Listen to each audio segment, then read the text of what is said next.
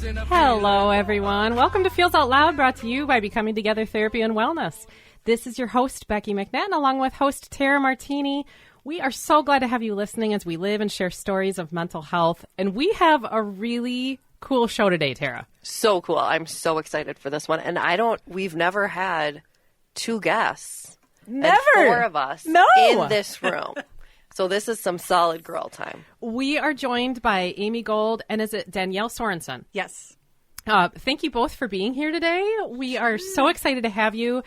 Tara and I asked you both to come on the show because we've wanted to process through the ways in which mental health has changed over the course of decades and how mental wellness is impacted differently in different generations. Amy, you're in your 60s. Danielle, you're in your 20s. Tara and I are both in our 40s. Yep. So it's going to be really interesting to explore this topic together. But before we get started, I wanted to give the caveat to all of our listeners that everyone here is just individuals. Of course, we can't speak to an entire generation. But we can start the conversation and inspire all of you who are listening today to talk with people in your lives about ways mental health is lived out differently based on age and generation. So, Amy and Danielle, tell us a little bit about yourselves. Amy, start first. Oh, gosh. I'm 60 years old, so I'm in the baby boomer generation. Yes. I'm a marriage and family therapist. I work at Becoming Together Therapy and Wellness. So I know Tara and Becky, but I don't know Danielle, so it's so good to meet you, Danielle. I've been married 31 years. I have a 24-year-old, going to be 24-year-old son. So you also see how there's another generation and how they've lived out, right? Danielle's With your son. Around my son's age, even. Yeah. So. Well, thank you. Thanks for sharing. Danielle, how about you? Tell us about you. Yeah, I'm Danielle. I'm 25 years old. I'm not married. Okay. But, I'm an actuary. I've been, working for about 4 years now. So that transition is all fairly new to me still. Okay.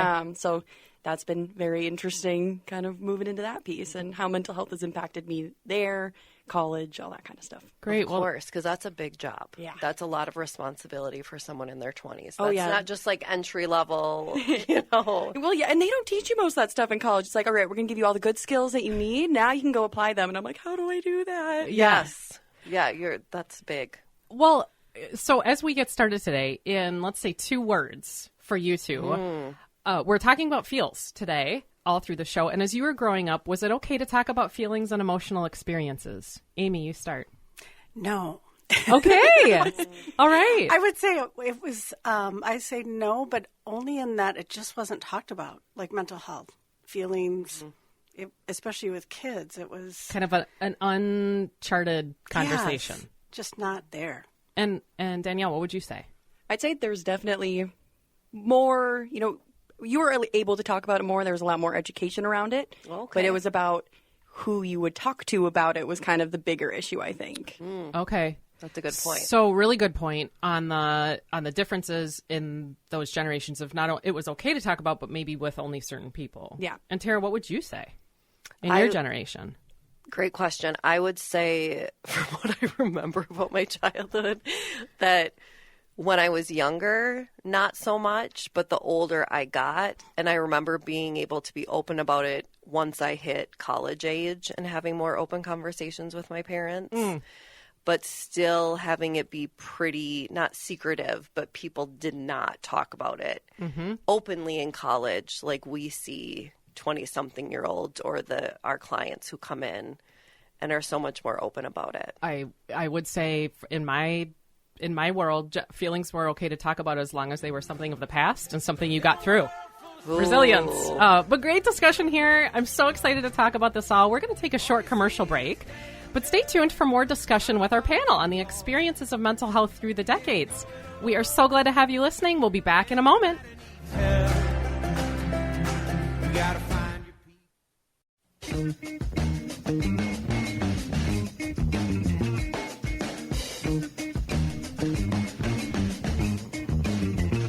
Welcome back to Feels Out Loud, brought to you by Becoming Together Therapy and Wellness. I am Tara Martini, along with the fabulous Becky McNattin, along with two fabulous guests today. So let's dive right back into mental health through the generations. Okay, everybody. There are some massive differences in mental health depending on the generation that you are part of. Research shows that Gen Z, so Danielle, where you all are, report higher rates of mental health issues, but they're more open to discussing them. So that would get at that part that we talked about in the last segment. Baby boomers, you, Amy, may experience higher stigma in seeking mental health care, which would highlight willingness to talk about the topic. And there are huge perspective differences in whether mental health issues are more common now or whether things are just diagnosed more frequently. Generational stressors certainly are different, and the ways that we respond to emotional needs is different. So we have a lot to talk about in the next little bit here. And as we get started, I would love to hear more about how mental health was modeled for you. And Danielle, would love for you to start.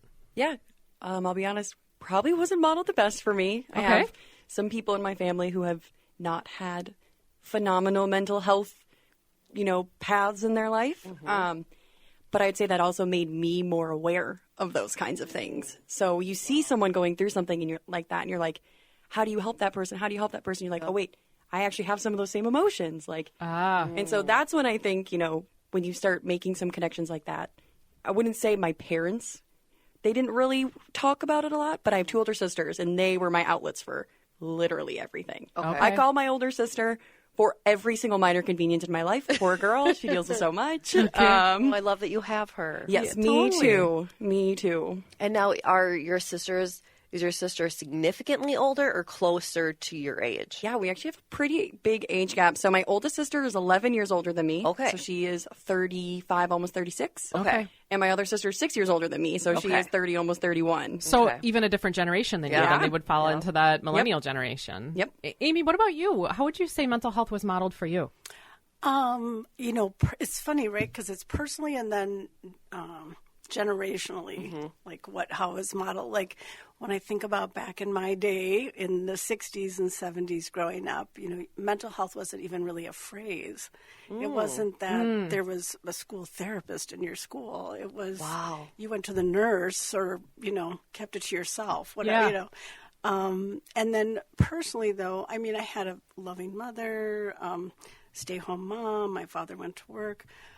So it's very traditional in the sense of that time period. Yeah, in that generation. But it wasn't so much about your feelings, although I was, as I am today still, someone that likes to talk all about her day. And I would come home after school. I totally remember this about talking about feelings. Every day after school, and I come home and I just assume my mom was waiting for me to tell her about my day, And I would just talk and talk. And then I came home one day and there was this little present for me.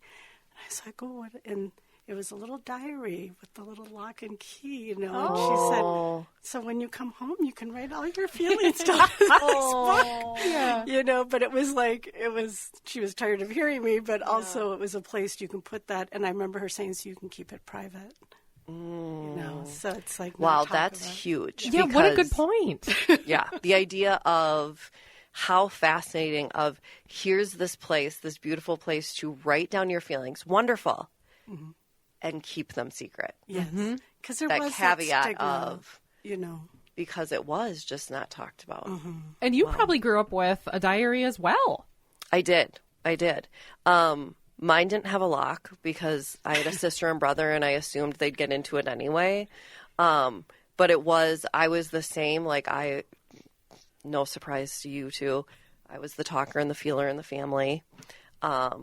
And so I wanted to talk everything out. And that wasn't necessarily the way with my sister and brother. But it definitely was okay to talk about in our household. And mine was pretty traditional. Mom was a stay-at-home mom for our early childhood. And my dad was a social worker. So it kind of, their jobs kind of lend themselves to talking and expressing and, but yeah, so from both of you, I'm wondering, how do you think the generation you grew up in shaped your thoughts and perceptions about emotions? So now we're thinking bigger picture, not just family, but what about the generation you grew up in? Mm-hmm.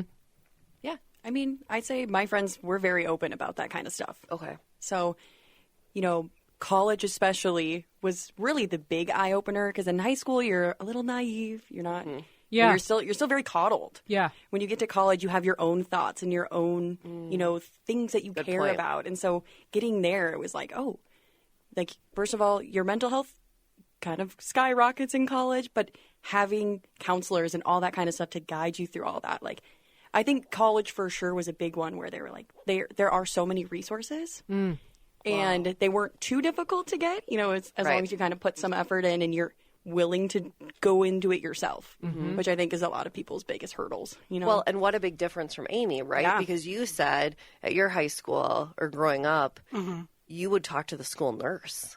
Yeah. Right? And certainly, that poor nurse is taking on physical ailments as well as, the mental health piece. And then you're saying, well, those resources were available and utilized. Yeah, even this idea in your generation that emotions are something to process. And yours are to hide. Yeah. But Amy. Not even have awareness or acknowledgement. Maybe, and I should say that's like when I was in more elementary school, once I got in high school, maybe there was like, not necessarily a counselor, it's like your advisor, counselor person, but not a lot about feelings. What about you, Becky? The generational part? Yeah. I just think, I find myself thinking about how it even changed from elementary school to middle school. As you're talking about college, Danielle, I'm thinking about nobody really shared that they went to therapy. I as a therapist myself, now it feels almost like sometimes it's people openly talk about the fact that they go, which is amazing to me. I have huge bias that's awesome. But as a kid, even through college, if it was something that you did or sought out, it was not something to share with anybody. That was something that there had to be a pretty big issue, and it was almost a recognition of helplessness in order to go do the thing. And how that shaped my thoughts and perceptions about emotions really are that emotions are this thing to endure and to get over. That emotions aren't necessarily something to live with or to radically accept, as we frequently say in this day and age. There's something to get past, and they're almost thought of as a barrier. And that's a great point. And it's that piece to, for me, being a thinker and a feeler and a talker. I just remember my high school counselors. So like in the late 90s, everyone just saw, I knew who that person was, but people just went if you need to talk about college and things like that. Like you didn't go if you felt sad, right? It wasn't even, anything. And then when my mental health journey kind of started, I still remember just going to my parents. Like it wasn't like you had said how you could talk with your friends about it. Yeah. That really wasn't the case until obviously like as grown adults in our 40s we talk about it. But growing up. Well, like you mentioned said, last week on the show that we did, we talked about how you said this beautiful statement around you don't need to have a hardship in life to seek out therapy. No. It could be for gaining self-awareness or self-insight. We think about it that way now, but I'm pretty confident part of what you're saying, Amy, is that would not have been a thing. People aren't saying, I'm going to go to therapy to learn more about myself. That isn't the way we thought about emotions. No. Yeah, and I was a little exception because, so then like in the 80s is when I was in high school. My parents divorced when I was 16. And so my first exposure to anyone going to therapy was my family went to family therapy. Because my parents were going through this divorce.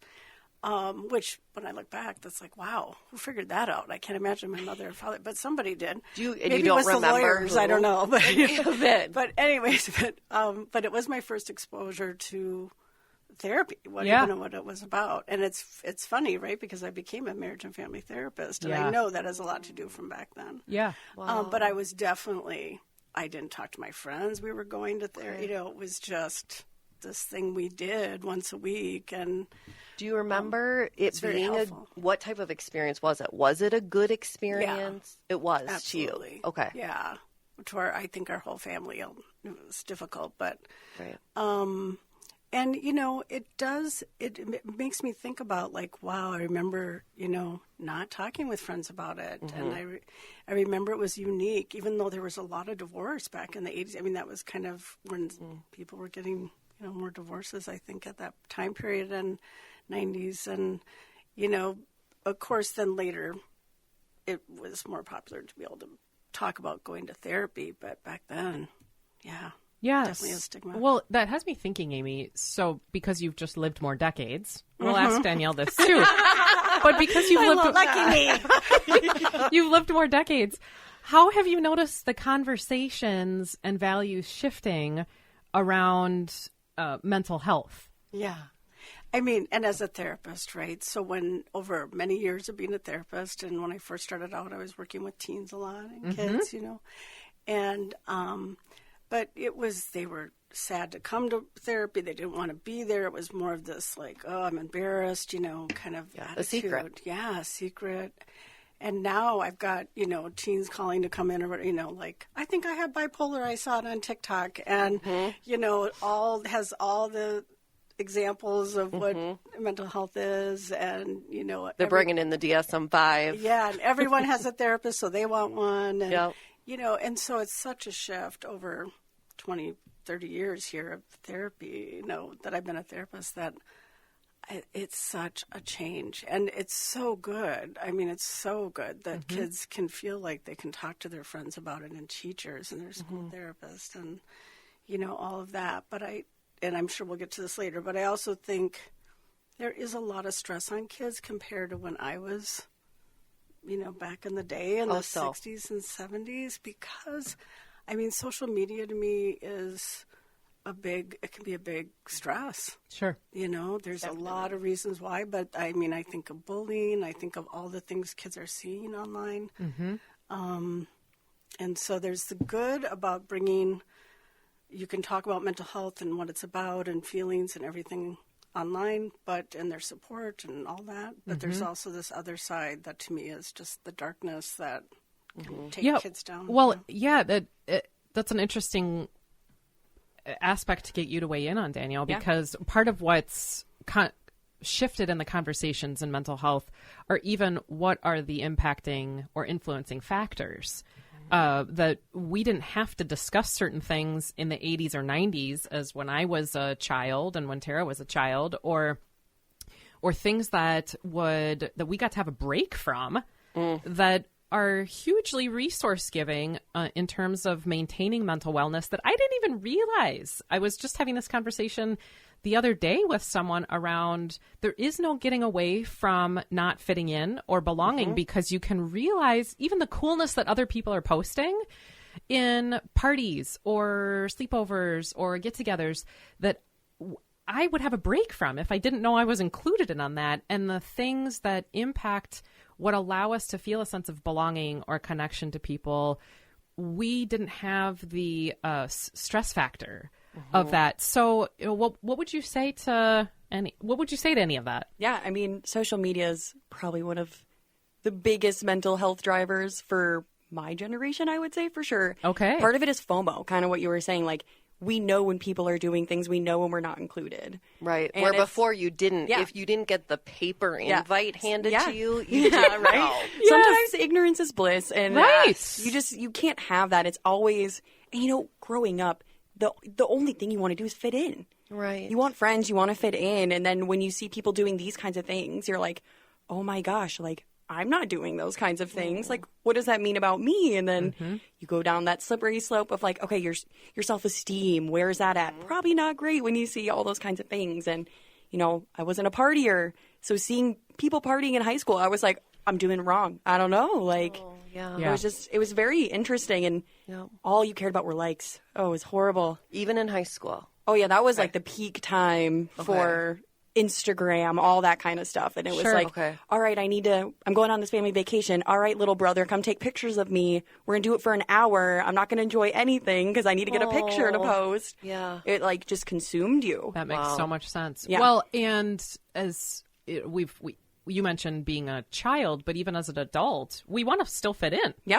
We want to have people who like us, who I can imagine that generationally, if that's also what your whole childhood was, because this is part of folks who are Gen Z grew up the entire time with social media. Your whole life has been an exposure to that. There wasn't a time that you didn't know that that's how people made friends or shared about their lives. And so you would be seeing, like, I thought we were really good friends. We just hung out. I didn't know you were going to be doing that today. Or you didn't say that you were going on this vacation, or you're hanging out with so-and-so. How come? And you never even said to me that you were. Those are things that we would just sort of trust relationships. Right. What we didn't know, we didn't know. If somebody didn't call us and tell us, we didn't understand necessarily what was in their decision tree on whether they hung out with us or not. But that doesn't stop when we become adults. That is a thing that is ever present around the generational component of who we become as an adult. And so I hear you saying, if the kids who grew up with having to take Instagram photos for an hour might still be adults who are taking Instagram photos for an hour. Well, it's all you knew. Yeah. No, and I know plenty of friends who still do that, you know, and it's like, I think there's a little bit less, we need likes, you can hide those now, you know, you don't have to worry about that quite as much, but it's still like, but I need people to know what I'm doing. I need them to know I'm doing this fun thing. I'm traveling. Like, it's almost like, how can I show people I'm cool still? Right. Even though, like, I think once you get older, you care a little bit less about it, but it doesn't go away. But you still care. And that makes me so sad for your generation, in that, you know, as someone who's worked with kids for 20 some years, you know, I've seen it not just with, you know, a wide age group of, it makes me so sad, and it makes me go, oh my gosh, I'm so glad we're old. Because, like, we did have this beautiful idea of what we don't know is amazing, right? Yeah. Because we were protected by it. It was, we all wanted to belong, but we weren't, it wasn't in our face how much we weren't belonging, or how disconnected we were, right? Because you're so in the moment. Yes. You know, you don't, you know, I was just telling you guys before we started, but that, you know, there weren't smartphones. Wasn't personal computers until I was like in high school. Yeah. So in my childhood, it was, you're just, you know, your mom would say, go outside, and you were out all day, and you're just in the moment playing with the friends in the neighborhood. You didn't know what was on the next block. Which you're probably like, what are you talking about? Your parents just let you flee? Yeah, literally. All day? Yeah. Wait, I had my first phone when I was in second grade. I don't know what you're talking about. Did you really? Yes, I did. Oh, my gosh. Part of it was, so my parents got divorced when I was very young. And so my dad moved to Iowa. Oh, okay. And so I got a little Motorola Corolla thing so I could call him. To communicate. Yep. Oh, but that's good. So it was for the purpose. It wasn't just here, have a cell phone. It was for the purpose of family and communicating. Yes. I mean, I'm texted my friends way more than I texted him, but... But that does speak to also the generational... You probably weren't unusual. If you had friends to text, oh, yeah, they also had a phone. Oh, I was not the first person grade to have a phone. My neighbors kind of had a similar story. Their parents were divorced. Dad moved a little further away. They had a phone when they were super young. And I think that's why I was like, all right, Mom, Kate has a phone. I need a phone. So, yeah. That's incredible. So you really, there's very few times in your life you remember without a phone, right? Correct, without technology at your fingertips. Yep.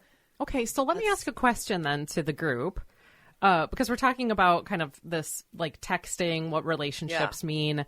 What in your generation did it look like to show up for someone who was struggling? Oh, what did people do to show up for someone else in your generation? As children, as in any high age, school? yeah. You pick. Gosh. Well, for me, it wasn't with phones, right? And so, were you sending out like smoke signals? I know. Because, well, this is what made me think of it. Danielle's kind of talking about texting people that I just think about distress is so easily shared, and that there's a pro and a con to that. Of you can meet someone in their moment that you didn't have that, Amy. So I you know, it makes me think about, you know, again, kind of these neighborhoods and neighborhood friends. And I have dear friends I've known since we were in high school. But it would be get on your bike and go down to the park, and you know, somebody broke up with somebody, and so you're, you know, someone's crying and you're talking to them sitting on the rock, you know, or whatever, and like just like being physically with people and connecting and finding them. It wasn't even calling. And how did you know to go find them? Would you call each Well, other? it'd be a phone call, or if you saw them at school, and then let's meet here. But right, like then you're out and about and you're not connected unless you plan that. Right. Yeah, I remember that in my neighborhood, we just knew we played almost every day after school, and there was a meeting spot. And you would set your stuff down and you would go to that meeting spot and you would just sit there until other people showed up. Yeah. So that would have been an opportunity to offer support to somebody who, but they would have had to say it also. Right. Usually at school, because that's where you would, between classes at the lockers or lunch or something. Yeah. And mine was in the hallway, right? Saying they're devastated or upset or the breakup. And then I would drive over with my shared car between my sister and I and bring like a treat or something like that. Or it was the passing notes, like, you know, I'd probably sitting in a class supposed to be focused, but I was like, I am so sorry for you and how devastated you must be with your breakup, fold it up into a cute little design and then pass it to that person in the hallway, right? Because it was, and we've talked about this before, Becky, with like notebooks or, you know, little notes we would write to our friends. Like that was the texting for our time, right? Where you probably had your phone and could text to a friend like, oh my gosh, you probably said OMG, you know. Probably they during broke class. up. Oh, for sure. Yep. Meanwhile, we're like looking for the, you know, clock to hit and the bell to ring and run outside into the hallway to like connect with that person to get like, During did the 5 you hear minutes of this? passing time. Oh my gosh. And then we can't be late. What a different, you know. Yeah, so what would you say it looks like to show up for someone? Yeah. What did emotional struggle showing up for someone look like? Yeah, I mean, I feel like a lot of times it's obviously with people you trust that you can go through those things with. Good point. And, you know, for that, it's a lot of times you can do it a little bit more real time where you're like, hey, I'm going through this thing. Like, I need your help. Like, what do I say? Like, Great words to put what to do, it. You know, what do I do for this kind of situation? And so, like, my example was when I was breaking up with my boyfriend, you know, a few years ago. And, like, one of my best friends was with me every single step of the way. Yeah. Like, she knew I was like, I'm unhappy. I don't know what to do. So she like walked me through it. She like sent me a text beforehand, like let me know how it goes. That day she came over with some beers, you know. Yep. We were able to just hang out. It's like, it was very intentional. Yeah. And I think that that's kind of how I am too, where it's like, I want to be with you for every step of the way. And it's a lot easier to be with someone. Yeah. Right. And you can process together. Yeah. Where Right. with Amy, you reflected together, but didn't necessarily get that in the moment processing with your people because you had to meet at the Rock. And, Right. You know, It's a And great hopefully way. we talked about it at school, so you knew where to go. Right. And just that piece of like you had to sit with it for a little bit by yourself. Yeah. And I think there is this, you know, even in my generation like today, you know, because you grew up in this place of where it was more private or it was the family was like, you know, you don't talk about your feelings outside of the family kind of thing.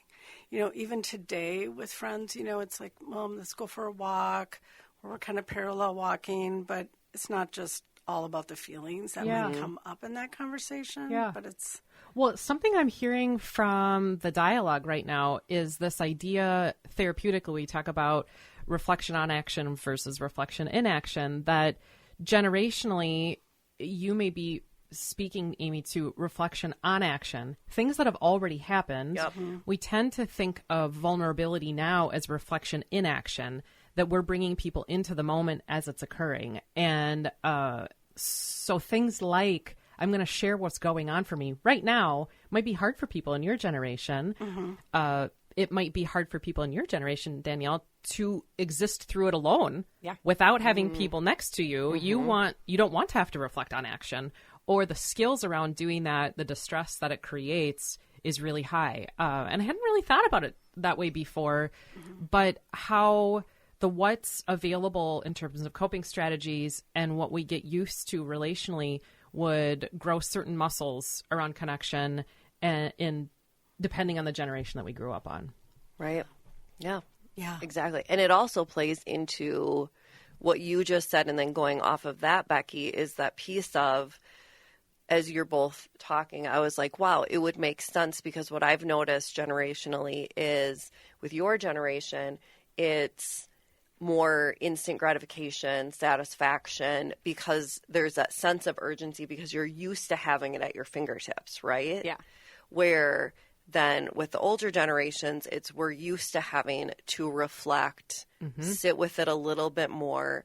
So it doesn't have to be this instant thing for us, which is not the fault of the younger generation. It's that we gave you that access, right? We created something for you to have the power in your hand that like you can instantly have access to support, but also instant access to ways that make you feel less connected or more alone. And so it's that double-edged sword of... Totally, the what serves just serves. Yeah. And so you mentioned this kind of stigma piece, Amy, but I would love to hear from everybody around what you think barriers to seeking care for people in your age bracket are. Mental wellness in general, but barriers to seeking out care for that. Yeah. I mean, it is funny because I keep coming back to technology too, but, I am not very tech savvy, and I think my generation. This is news to Becky and I. Or to me and Becky. But, I've learned over the years, but it's not just automatic that I'm finding all the face groups, support groups, for client, your generation, Danielle, can just zip and look into all kinds of resources and Google all the Great things. point. And, that is. So some of that, I think, can be a barrier. Because you're talking about just even knowing barriers to seeking care, knowing where the resources are, that there are so many support spaces via online groups, virtual groups, where you're meeting people even all over the world. Definitely ways of seeking connection and validation of people who are experiencing your same thing, knowing that exists when you don't feel comfortable with seeking out the technology. But on top of it, right, that you don't even maybe want to do that in the first place because you were used to just kind of dealing with things more on your own. Yeah.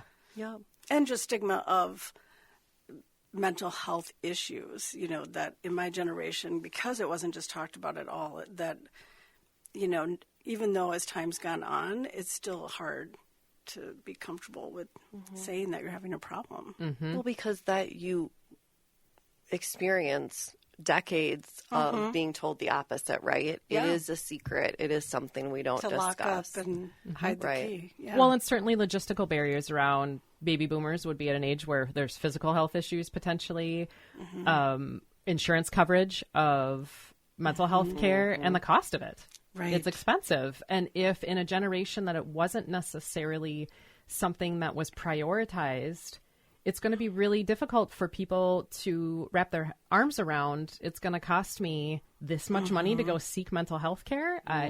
That would be hard. Yeah. And even, I was thinking of some of the barriers too, and this might be a little more, but, as we get older and, not 60 maybe, but even 70 or, as we get older, our circle is smaller. We lose more people around us. Our parents are gone. Our, just naturally it gets smaller. Just naturally gets smaller circle, and so you're needing to create new connections, new friendships, and that's something when this topic was coming up today. I thought for my generation, and working with clients in my generation, seeking out new ways to have connections in community. Very good point. I never thought of that actually, how you just said, like you lose your circle, your inner circle, and so you have to build new relationships and connections, which that would be challenging. Yeah, Danielle, what would you say are barriers to seeking care for folks who are the Gen Zers? Yeah, definitely some financial barriers where, we're still paying off student loans. Yes. We have all these kinds of things. You're probably not getting a ton of money where you're at. It's entry level, it's trying to figure all that stuff out. So I how think expensive it is to just live. Oh, 100%. And that mental wellness would be a cost that there just is not funds for. Yep, and it's like that just comes second. It has to come second to all of the other things that you need to get by day. Even with an insurance structure now of a system that's like high deductible plans that somebody says, I don't have another $3,000 to pay cash for healthcare, so I'm not going to do it. Yep. That makes total sense. Do you find kind of to put you off the spot or on the spot about this. With you and your friends or you and your peers, was healthcare a big part of, you stated you're an actuary, a big part of taking on a job in that? Did you look to see like, okay, is this including, the mental health piece? Is that, a contributing factor on whether or not you take a job with your age group? I would say no, unfortunately. A lot of times it's like, I need that first job. That's kind of the big hurdle to get over. So my brother's trying to find a job. He's graduating college here soon. And even my parents are just like, you just need to find something. Doesn't matter. Sure. And so I think that's kind of what, unfortunately, a lot of people's, first take when it comes to, graduating and entering that new space in your life. But I also think, again, we do have more resources. So sometimes I think people are okay with just having a Google search. I think people have kind of just made that okay with the financial piece on top of it, where it's like, I can't afford therapy. I'm just going to watch a TikTok that tells me how to think through my feelings, Wow. And I think some people have just kind of relied on that and kind of moved to that frame of mind more so than seeking actual care. That's a great point, which, it's before with us, we couldn't do that at all. It had to be a therapist, to be honest, because I wasn't even aware of like support groups, even if they were in person. And everything did have to be in person. Right. So, part of what you're highlighting is that what works for us also doesn't work for us. That maybe the critical thinking around, if this is posted on TikTok, I'm just going to listen to it, whether or not I vetted the source. Yeah. But even not that long ago, every mental health resource was effectively in person. It was unusual to find something other than online blogs or chat rooms that would offer space for connection. And so I get how people would say, just even financially, well, I can't do this, but I can do this. And that does help. Yeah. It does help. And it does, like you said, it increases the amount of people then that have access to it. I remember being a teacher and the pandemic hit. And I also had a degree in school counseling. And to me, I could wrap my head around teaching in an online environment. And then they asked me to be the school counselor online. And I was like, whoa, okay, so I'm going to talk about a student from kindergarten to 8th grade, their struggles online. Yes. And not get to use proximity and things that and it was such an adjustment, but now I can't imagine not having it. The fact that some of us sitting at this table have never met our clients in person. I mean, I have a couple clients I've never met in person. Sure. Because they're online. Yep. Yet I still feel like there's a very strong therapeutic bond. But the beginning of it, we have had this gift of we've lived through it, right? Where you probably lived through the idea of you went to school in person. And then all of a sudden one day you woke up and your parents shared, well, you're going to go to school virtually, right? So it's that idea of connection looked different, right? Well, and one really beautiful thing about what Gen Zers offer, Danielle, is this idea that it sort of tests the rest of us who didn't have technology for our whole lives. You all are adults now, and you're saying, you know what? We can use the internet. We can text support to each other, or we can have a chat that is virtual and it can feel just as great as being in person. I think it is a gift that people who are coming into adulthood are offering those of us who are nope, it was this way, and that's the only way it's going to be. Kind of changes our worldview and expands our worldview to say, all right, well, mental health was one thing that worked for us and also doesn't work for us. We can learn from each other. And part of this discussion today has helped me see how if we share this, we can really learn from what the other generations have experienced. This has been amazing. So much to think about here. For days. We're going to head to a commercial break, but when we come back, we are going to talk through our listener questions on the generational differences in mental health. It's going to be exciting, everybody. Feels Out Loud will process your thoughts in just a moment. We'll be right back. Find your people, then you'll find yourself. You gotta find your people.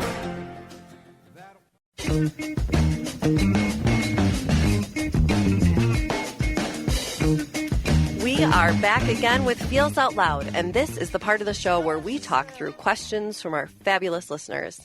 If you have a question related to mental wellness, sharing feelings, or topics for each week that you would like us to process through, please visit our website at becomingtogethermn.com and find the Feels Out Loud page to submit a question directly or email us at contact@becomingtogethermn.com.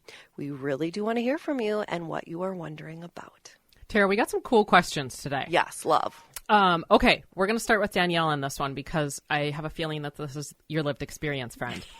This listener says, I work with people who are both older and younger than me, and we talk about mental health so differently at work than we did 10 years ago. I was just in a meeting last week where people openly discussed mental health, and I love that.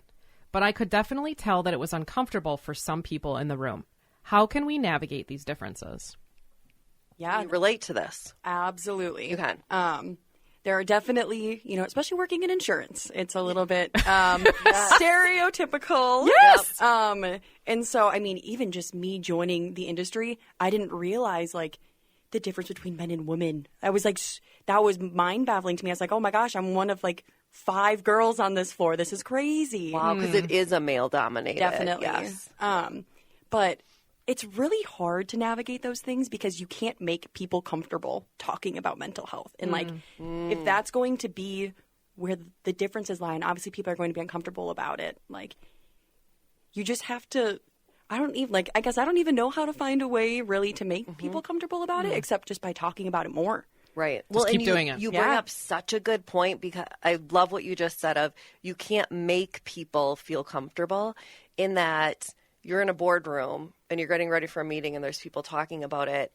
You can't in those 2 seconds make that person feel more comfortable because you're speaking to the core of who they are, right? And generationally, if they're sitting there and they're closer to your age, Amy, they don't have any knowledge of, what it's like to easily talk about it. Right. So that would be really challenging. Yeah, what would you say, Amy?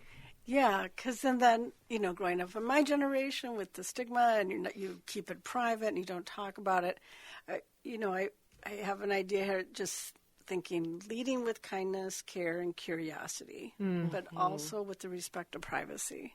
Something about just that phrase to myself, in this kind of situation for sure, where it's people maybe you don't know at all and you want to just take that moment to just ask some questions, but also you can kind of read body language. If they're not wanting to go down that road, then you let it go. But asking questions and being a good listener. Yeah. And that is so important. You bring up such a good point of respecting their privacy, right? In that, let's say the boardroom consisted of a lot of, 20-something-year-olds, whether male or female. Just because everyone else is comfortable doesn't mean that's the way it has to be, right? Well, you're wrong. You're not wanting to talk about it. So it's that idea of just respecting their values and who they are at their core, while also, like you said, being okay talking about it more. And maybe through that, they'll observe and develop a stronger comfort level. Well, and that's also the hard thing, too, where when you're in that kind of situation, if somebody's uncomfortable, hopefully it doesn't stop you still. There is still, obviously there's boundaries, right? But you shouldn't just be like, this person doesn't want to talk about mental health, I'm going to shut down. Yeah. But just because it feels uncomfortable doesn't mean the content is bad. Yeah. Great reminder. And my thought to this listener is to first recognize that there is a generational difference. That sometimes just naming the thing, and we've talked about this so much on this show, that just naming the thing gives it a different kind of power in our world to recognize this person grew up in a totally different circumstance than me with a different story. As you mentioned, Amy, a curiosity about that thing, but also fundamentally there's going to be a generational component here. And to just feel that Feel it. Feel the feels, girl. Wow, we are at the end of our show already for today. Thank you so much for listening. Join us next week as we talk about meaningful ways to get to know one another and what real connection can look like. And in the week ahead, be kind to yourself. Remember that connection fosters wellness in everyone. Your voice is one that the world around you needs to hear. Please share yourselves, friends. Some go, some will, some won't. I wanna